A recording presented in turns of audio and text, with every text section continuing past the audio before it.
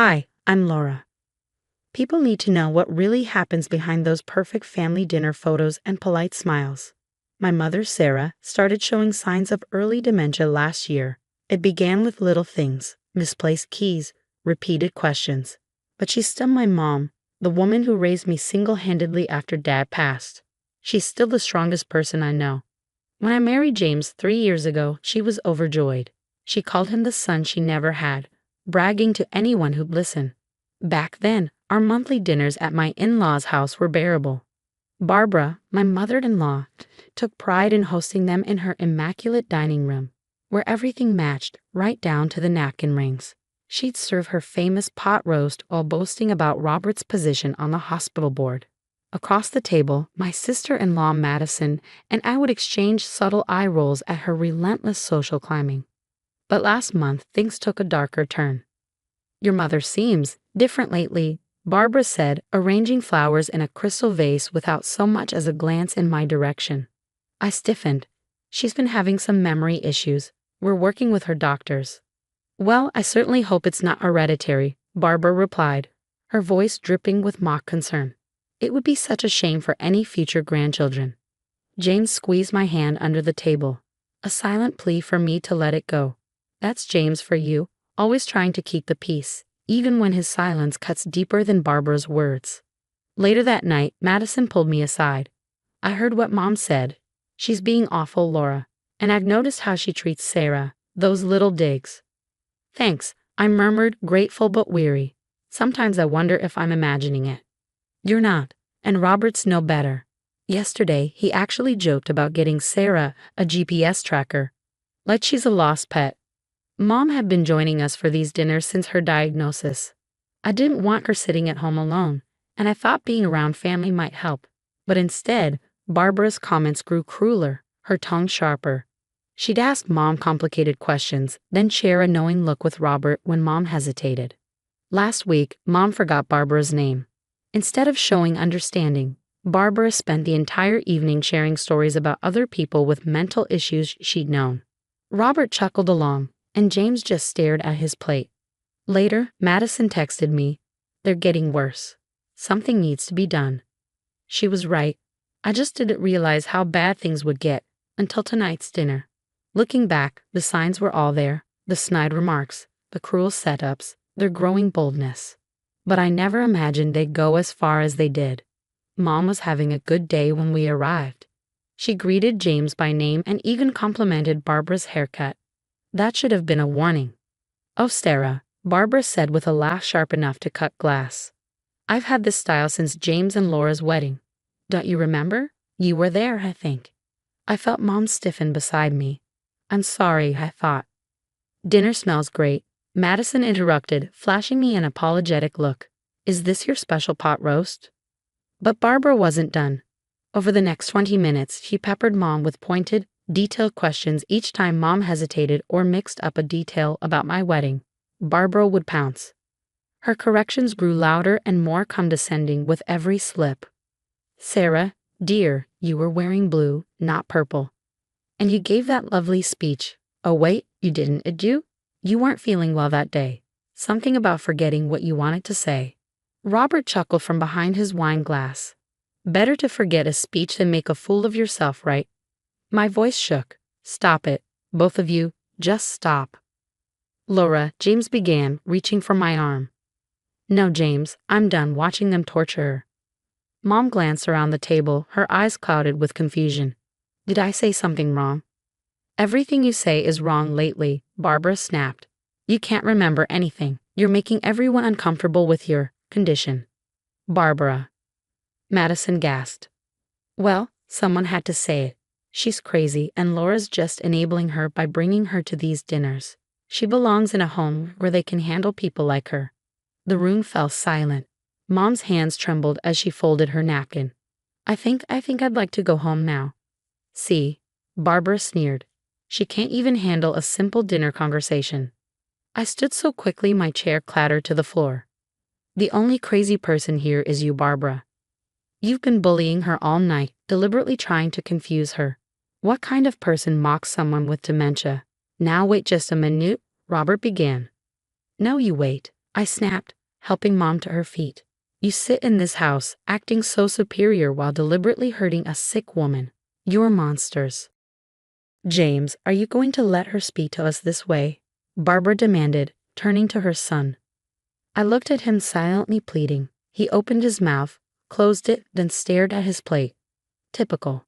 Grabbing my purse, I said, "Come on, Mom. We're done here." Madison followed us to the door. "Laura, wait." But I was already helping Mom into the car, my hands shaking so badly I could barely get the key in the ignition.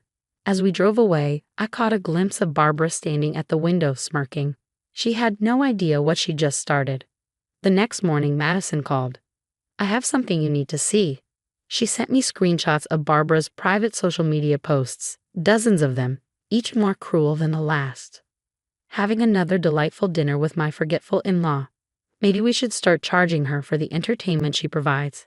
#resign laws, #send her away. Barbara had been mocking Mom online for months, sharing her funny moments with her country club friends. Robert had chimed in on several, adding his own tasteless jokes. "I've been documenting everything," Madison said. Their comments at dinner, Dad's jokes at his hospital board meetings about losing it like Sarah. Even this group chat Mom started with her charity friends where they shared dementia stories for laughs. "Does James know?" "He does now. I showed him everything this morning. He's not taking it well." When James came home that evening, he looked destroyed. I had no idea they were. I mean, I knew they made comments, but this is systematic cruelty. "Laura, I'm so sorry. I should have stood up to them." "You can stand up to them now," I said firmly. Together, we formulated a plan. Madison kept collecting evidence while James and I continued attending dinners. But this time we were prepared. I recorded everything on my phone while James finally started calling out his parents' behavior. "Mom, that comment about memory care homes being storage units for defective people, do you really think that's appropriate?" Barbara would backtrack, feigning concern, but the recordings captured her true colors every time. The real turning point came when Madison discovered Robert had been sharing his hilarious stories about Mom at hospital board meetings. Many board members had elderly parents with dementia and found his remarks deeply offensive. "Half the board is ready to vote him out," Madison reported. "And Mom's charity friends. Turns out the organization specifically supports families dealing with elderly care issues." Someone anonymously sent them her social media posts. "Who would do such a thing?" Barbara had wailed when she found out. "I have no idea," I said with a smile as Madison winked at me. Barbara's carefully curated social image was crumbling, and Robert's position was becoming untenable. But the final blow came from an unexpected source. At the next family dinner, James stood up. His voice was steady but firm. "I've been quiet too long. What you're doing to Sarah, to my mother-in-law, ends now. I've seen the posts, the messages, the stories. You're not the people I thought you were," James said, his voice steady but filled with quiet anger. "James, darling, you're overreacting," Barbara began, her smile faltering. "No, Mom," James cut her off, standing tall. "I'm finally reacting, and you're not going to like what happens next." I squeezed his hand as Barbara's face paled, her perfect world finally cracking. She realized too late that the life she'd so meticulously curated was about to shatter, and I was going to savor watching every piece fall apart. The fall of Barbara and Robert's social empire was as satisfying as watching dominoes collapse in slow motion, beautiful, inevitable, and entirely their own doing. First came the hospital board meeting. Robert, ever smug, tried one of his usual dementia jokes. This time, no one laughed. Dr. Phillips, whose father had recently been diagnosed with Alzheimer's, stood and called for an immediate vote of confidence. It wasn't even close. Robert was removed from the board before dessert was served. Barbara's downfall followed soon after. Her charity organization not only distanced themselves from her, but also used her mocking social media posts as examples in their sensitivity training sessions. This is how not to treat families dealing with memory care issues. Barbara's indignation was almost comical. "They're saying I'm an example of elder abuse." She wailed at what turned out to be her last attempt at hosting a family dinner. The table was half empty. Most of the family had stopped coming. "This is all your fault, Laura." "No, Barbara. This is what accountability looks like," I said. Madison, sitting beside me, chimed in.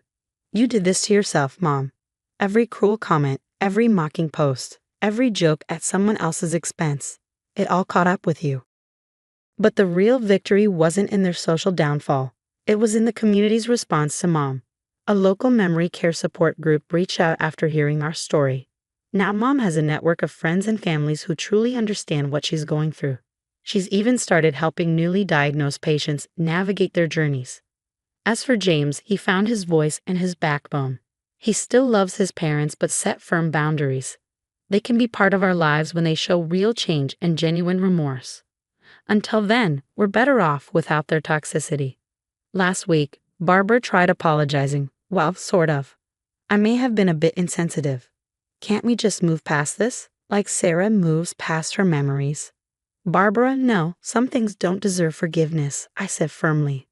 I ran into Robert at the grocery store the other day. He looked smaller somehow, less imposing without his hospital board position and diminished social standing. He started to approach us, but Mom, clear as day, looked him in the eye and said, "I remember you. You're the man who laughed at me." We left him standing there, frozen in the frozen food aisle. Madison comes over regularly now. She and Mom have developed a special bond, working on puzzles together. Madison patiently helps when Mom gets stuck, treating her with the kindness she deserves. "This is what family really means," Madison said to me one afternoon. "Not those fake dinners and social climbing games." Mom still has good days and bad days. She forgets things sometimes, and she gets confused, but now she's surrounded by people who treat her with dignity and respect. And me, I've learned that the best revenge isn't getting even. It's letting toxic people face the consequences of their actions. As for Barbara and Robert, last I heard, they're thinking of moving to another state for a fresh start. What would you have done in James's position? Would you stay silent to keep the peace or stand up against toxic behavior? Share your thoughts below.